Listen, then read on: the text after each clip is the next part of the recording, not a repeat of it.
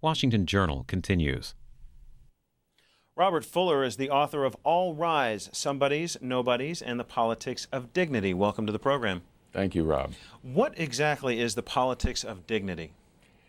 The politics of dignity is based on the idea that everybody has equal dignity. And it is a different way of founding a governance than basing it, say, on liberty or equality. It bases it on this proposition, kind of Jeffersonian proposition, that everybody in the society will have equal dignity. And that translates into legislative action, just as it did famously in the mid-60s when it was concluded after a long struggle that everyone, regardless of color, deserved equal dignity. We extended equal dignity across the color divide where it had not been extended, and enacted some very important legislation to make sure that it meant something. We could do that again and create in America what I call a dignitarian society. But one final thought, what the civil rights actions did in the mid-60s was create a multicultural society where racism wasn't eliminated overnight, but it was put in the doghouse. If you wanted to be overtly racist, it was going to cost you maybe even your job after that. We could do the same with regard to dignitarian values and pass legislation that would make it not okay to be a rankist. Okay, so you've moved into my next question. What is a rankist, and how does that apply to the way things get done on Capitol Hill? A rankist, the first way to understand it is in your interpersonal behavior. It's like we had to understand racism and sexism through a long conversation with people who were of a different race or a different gender. So too rankism is initially a little hard to see because we take it so for granted. As racism and sexism were taken when I was a boy, they were in the air and people didn't question them until after the war. So too with rankism. Rankism, I spotted it actually in grade school, where I happened to go to an all-white school, else I probably would have mistaken what I now call rankism for racism. But it was practiced on a small white girl by a white teacher. She was thrown out into the hall, banished, if you will, for the whole day because she had dirty fingernails. And I just witnessed this. I didn't know what to make of it. But as the class filed past her, standing near the drinking fountain in the hall alone, slumped against the wall, some of them teased her. They put her down even further. She had been banished and was made very sad by it. And that incident stuck in my mind for years, decades, and it became for me the kernel of what rankism is. It is making other people invisible. It is nobodying other people. And it happens in families, it happens in the workplace, where you may have a bully boss who humiliates a secretary. It happens in healthcare. It happens in any hierarchy where the somebodies with more power can humiliate or denigrate the nobodies with less power. How is it happening on Capitol Hill, and in your mind, how does that keep us, or keep the lawmakers from doing their jobs? Well, they're steeped in it, just as lawmakers were prior to the civil rights era. They were so steeped in racism that they could hardly see it. So, for example, when a nominee comes up like John Bolton for ambassador to the United Nations, it is said of him, he bullied his people. And other people said, well, that's just what we need at the United Nations. We need a tough guy there. Well, we probably do need a tough person there, but we don't need a bully. We don't need somebody who abuses rank. We need someone who understands rank and uses it appropriately. Those are the kind of people we respect. And rankism is the abuse of rank. It's not rank itself. Rank itself is okay, usually. If it's earned and if it's handled in a way that protects the dignity of your subordinates, rank is no problem. It's a wonderful tool of organization. But very often, it is contaminated with rankism. People abuse that power advantage for personal gain. They're not serving others, they're actually exploiting others. This takes place in every kind of hierarchy you can think of, from the family through the military, through the church, and it takes place in the U.S. Congress too.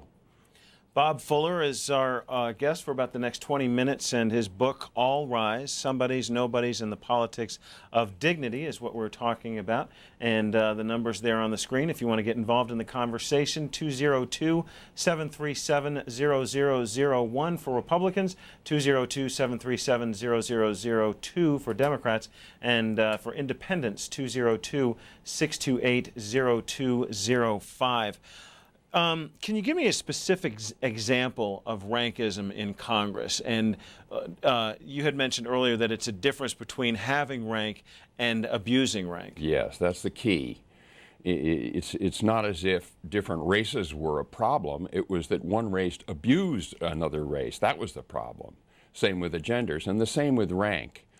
Rank is useful. Rankism is dysfunctional. And there's plenty of it in Congress. I'm not here to cite chapter and verse on that. I think long before we get it out of Congress, we're going to have to eliminate it from our families, from our workplaces, from our healthcare institutions, from our churches. That's where it begins, just like racism did. And it plays the role of keeping 30 to 40 million Americans embedded in, imprisoned in poverty. It adds up to that, just as racism kept millions of Americans out of competition for many jobs. It was the contrary to equal opportunity. So is rankism. So the first place to build a dignitarian America we have to go is in these organizations closer to home. Then it will work its way up to Congress, and one form it will take is that Congress people won't be so willing to insult the dignity of their opposition. They will automatically become more civil, because to be seen as a rankist is not going to be cool once the dignitarian revolution has occurred. And it's beginning. It's a stealth revolution. It's beginning to happen all over America in little ways.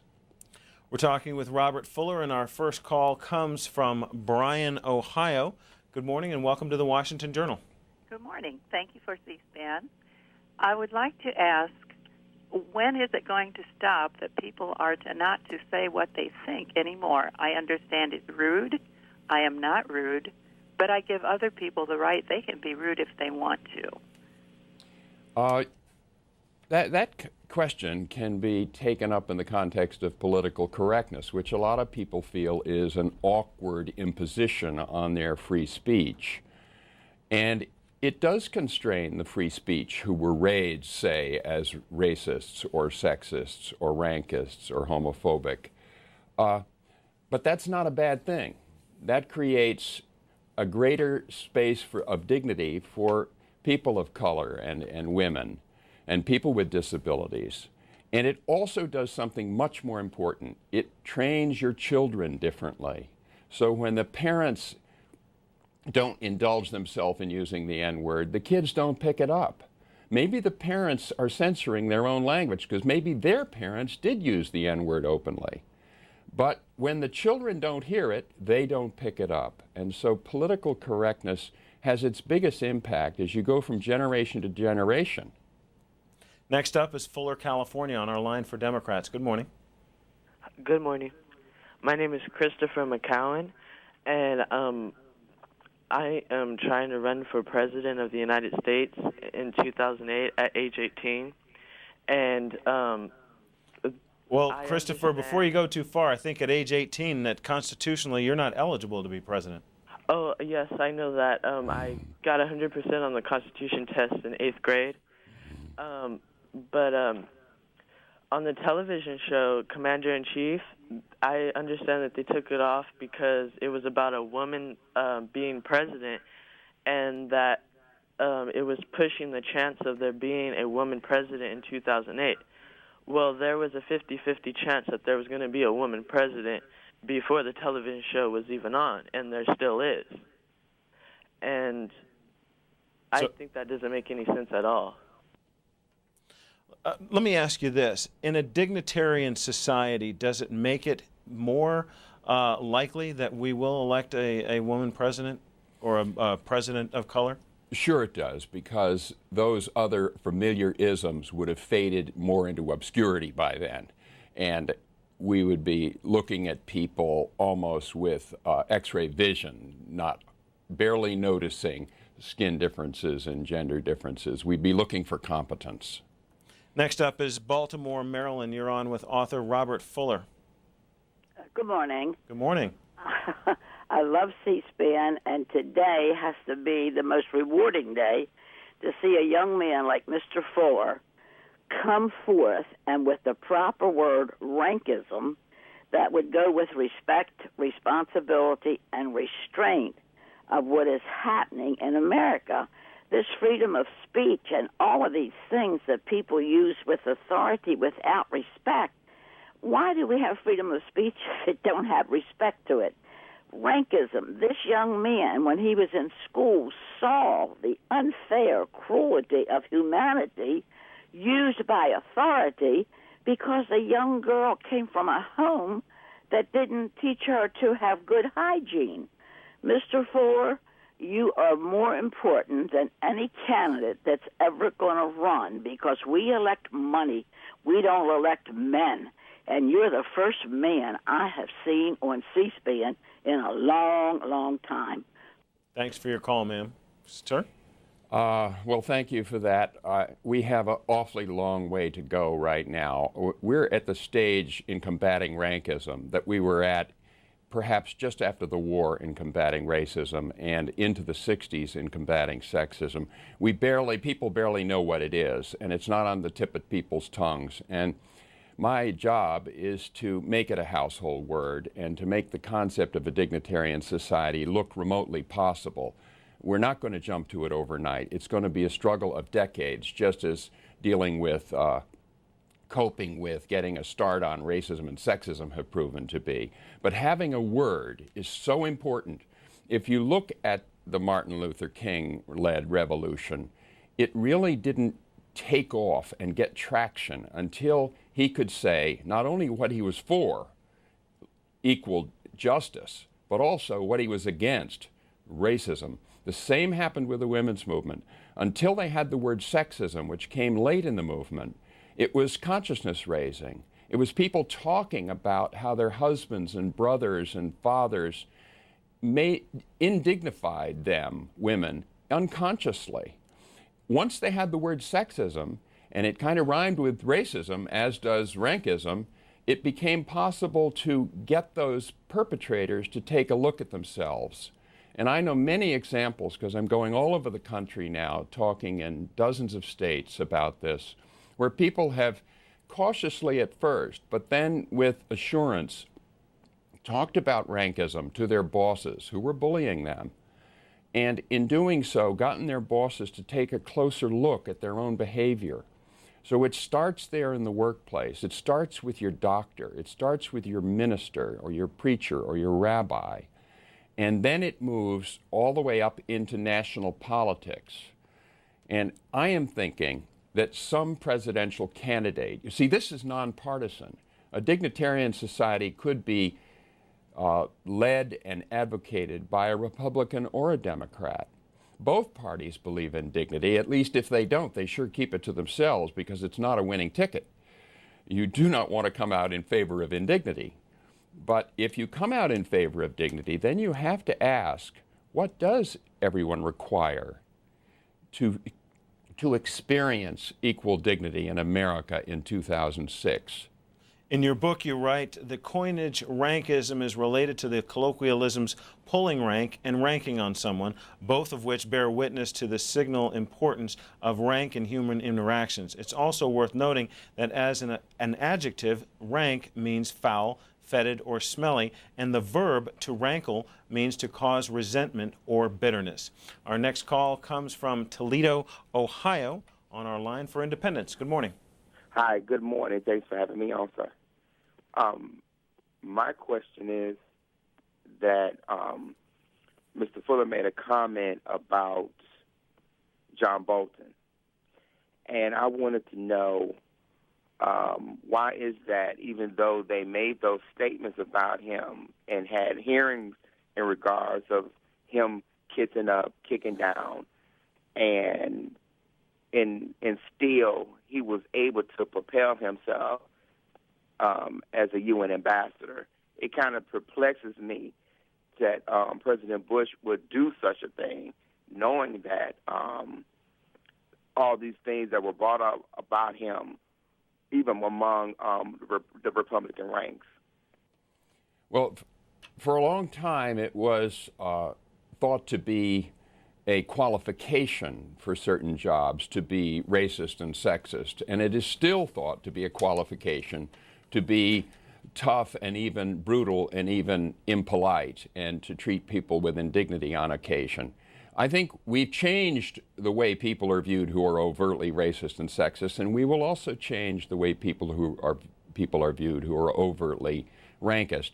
But meanwhile, John Bolton serves for some as a poster boy for rankism, and for others, he serves as a tough guy, just what we need at the UN. And I don't want to get into the details of which he actually is. That would be to be partisan, and I don't know enough to judge that. But the fact that the debate came up was a milestone in American politics. To express your opinions about John Bolton would be to be ranking on him? Would you be? No, and not. It would, given that I know so little about the details, and I was not a victim, nor was I a witness to any of the victimization that he is charged with perpetrating. But you know, we can all read about it and kind of decide who we are inclined to believe. And usually I found that when someone was charged with racism, 99% of the time they were guilty of it. When someone's charged with rankism, 99% of the time there's something, where there's smoke, there's some fire.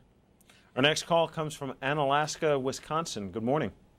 Good morning. What it sounds like to me, this rankism, it sounds more akin to elitism. But then you have the problem with certain people's mindset as to where they fit in the, I guess, so-called hierarchy of humanity.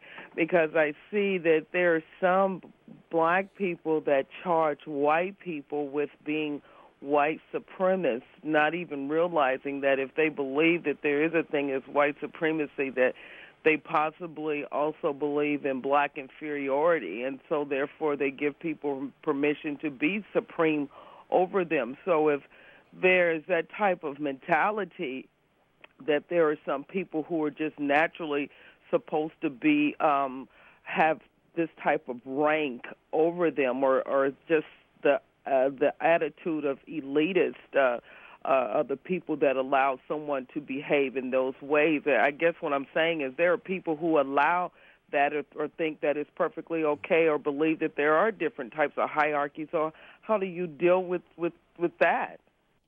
Robert Fuller. Elitism is certainly akin to rankism, people who hold themselves superior or who condescend to voters, for example.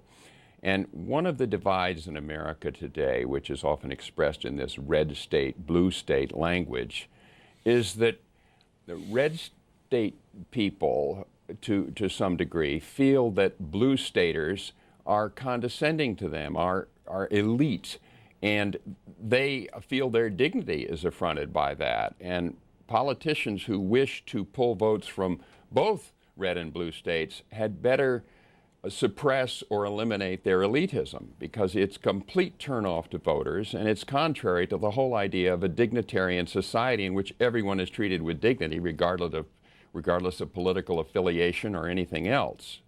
Washington, D.C., go ahead. Hi there. How are you, Mr. Fuller? Fine, thanks. Hi. I want to speak from the other side of the fence a little bit. I'm a black woman that is typically, in many cases, thought of as the victim. And yet, on the same token, what I do for a living is I train usually white men on how to do the outreach, not diversity training, but how to do outreach, so that if you're tasked to reach all the way either into your market or deliver services or what have you, you're able to function. Mm-hmm. And the bottom line on this, on what you're talking about, the rankism, is you really have to turn it upside down. Today in the 21st century, if you're a racist, if you're a sexist, if you North Atlantic Europeans are only 6% of the world's population. If you are rich and you are going to leave your money to your children or live behind the gated community, today, given the demographics, if your children can't function in a global economy where they go to let's say Nigeria and know they have to pay the dash or what to do in the go slow or how to deal with the world on its own terms that doesn't look like them, they're the ones that are at the disadvantage. Much of the knowledge that's coming up now is coming up bottom up. It's the little old ladies with the intellectual property that someone years ago would have called magical religious, and now the pharmaceutical companies are trying to sit at her feet. Mm-hmm. Thanks, ma'am. We're going to leave it there. Mr. Fuller? Well, that was a good description of a lot of the problems. What I want to make sure we cover in this period is the sense that in the 60s, there was a real sense that America was becoming not one nation, but two nations. There were calls to have a separate white and a black America. And Martin Luther King realized that what the blacks needed at that point was equal dignity. And he thought that he knew that people would stand up for their dignity, and once they were on their feet, they would march for justice.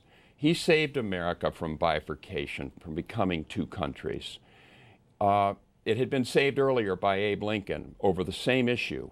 Now that issue is behind us, but there's another one that threatens two Americas, as in John Edwards' phrase. And that's the issue of wealth, of the country dividing into a chronically poor lower class, underclass, and the better off. And this is not an America in which the American dream is viable. This is one in which it's become a mirage. It's not an America the world will admire.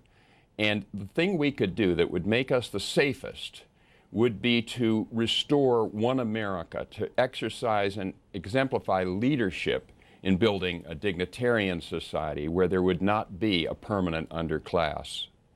Bob Fuller has a Ph.D. in physics from Princeton and is also a graduate of Oberlin College, and at one time was also the president of Oberlin College, correct? That's right. And has also co-authored Mathematics of Classical and Quantum Physics.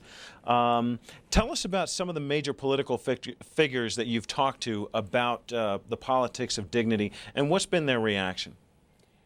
Who have I spoken to? I really haven't gotten to the people running for the presidency yet, although they are reading the book.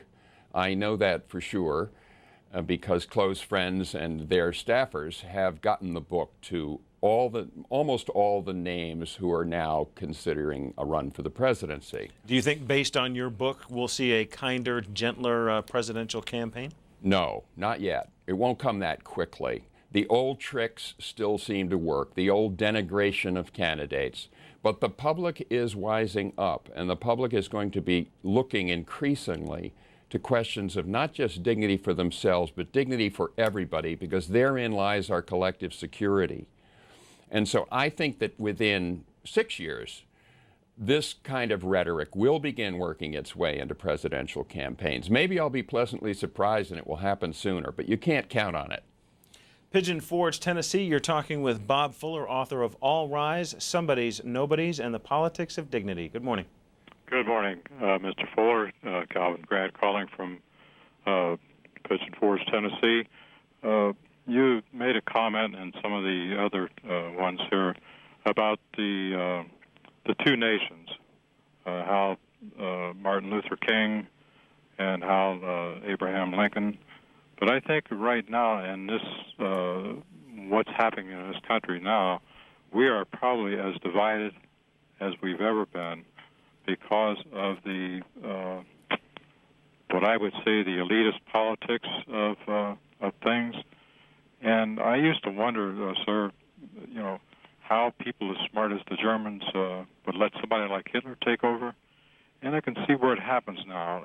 It happened because if you had a disagreement, you were automatically you couldn't really voice your how you feel about something, because if you did, you were classed as being against against the government, against in this case against the war, the troops, or whatever, that you're for terrorists. And I think this nation has probably been split more by what's happening right now than at any time. I'm 73 years old, and I can't remember it being split the way it is now. Even back when the World War II, which we followed very closely. I'm the youngest of 7, had 2 brothers, were in service when it started. We're going to leave it there. Thank you very much. Sir? The caller is right. We are very dangerously split right now. I lived through, of course, the 60s, and I was the head of a liberal arts college in Ohio, Oberlin, where we struggled to overnight admit enough African Americans to help build a middle class, which we knew was vital to spanning the gap between white and black America. Every other college in the country did likewise. I think we averted that disaster. We're faced now with such toxicity in politics that we really need a whole new paradigm of politics, one which doesn't just mindlessly advocate either liberty or equality, which doesn't just advocate the principle that economically you're on your own or economically we're all in this together. Both principles have validity. They both have some truth. We need a synthesis of the Republican and Democratic outlooks, and that's what I think dignitarian politics can be, and I think it can bridge the gap between red and blue, conservative and progressive, and between the rich and the poor, and create a country we're proud of again, that the world respects and admires again. And that will give us more safety than even the strongest military imaginable. In your book, you refer to the phrase evolutionary blues. What's that about? Oh, the evolutionary blues are these blues that we human beings experience not because a partner died or our dog died, but because of great historical, epical changes that occur within human society. And the nuclear age was one of these evolutionary blues period. We got through it thanks to some wonderful stewardship on both sides, the Soviet and the American side. Similarly, we can get through this business of a permanent underclass in America. We can avert this disaster, but we have to act quite soon and change some of the laws that are keeping people permanently imprisoned in a lower class status. So the only way out is to win the lottery. Washington, D.C. on our line for Independence. You've got the last question for Robert Fuller. Good morning. Well, good morning first, and mine is more of a statement than a question. I disagree, unfortunately, with the premise that politics and dignity may ever go together. In America, they never have, and the caller before from Tennessee spoke some of the thoughts that I have. This country is more divided now than it was when I was a boy back in the 1950s. I see what's going on today as a real carryover from the Goldwater days and when the Republican Party and the Democrat Party switched roles. And what I see is a continuation of what happened then through Lee Atwater and Roger Ailes and other agencies, especially radio at that time. H.L. Hunt had several stations that were outrageously speaking of war against black people in America. Washington, D.C., we're going to leave it there. Mr. Fuller, go ahead. What I would say is we survived some of those incivilities and some of those divides that the caller mentions, and we went on to create new divides. We're faced with another one. We have a crisis. America is best in a crisis. We can overcome this one too, but we won't do it overnight. We have to begin in the family and in our local institutions. Then we can move up to the national and even the international level and build and help democracy take its next evolutionary step, which is to build a dignitarian society where everyone enjoys equal dignity and where everyone's dignity is equally protected. Robert Fuller, author of All Rise, Somebodies, Nobodies, and the Politics of Dignity. Thank you very much for being on the program. Thank you for having me. We're going to take a short break, and when we come back, we'll be talking with Ivan Ulrich of the Federation of American Scientists to discuss the U.S. Missile Defense Program.